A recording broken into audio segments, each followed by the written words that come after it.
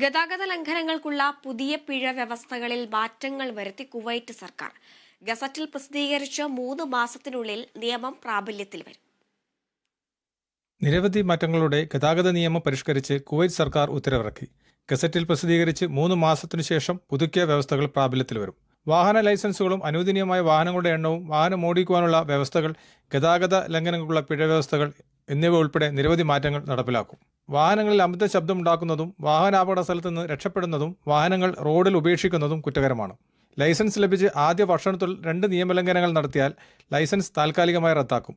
സാധുവായ driving licence ഇല്ലാതെ വാഹനം ഓടിച്ചാൽ 3 മാസം വരെ തടവും 150 മുതൽ 300 ദിനാർ വരെ പിഴയും ചുമത്തും.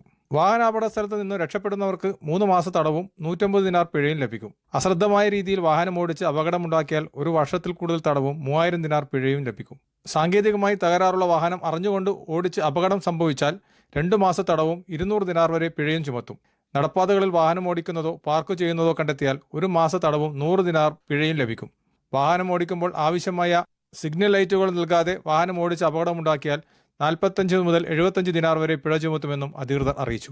പോലീസ്, ആംബുലൻസുകൾ, ഫയർ ട്രക്കുകൾ, സിവിൽ ഡിഫൻസ് വാഹനങ്ങൾ, ഔദ്യോഗിക വാഹന വ്യൂഹങ്ങൾ തുടങ്ങിയ സർക്കാർ വാഹനങ്ങൾക്ക് വഴിമാറാതിരിക്കുകയോ പിന്തുടരുകയോ ചെയ്യുന്നതും ശിക്ഷാർഹമാണ്.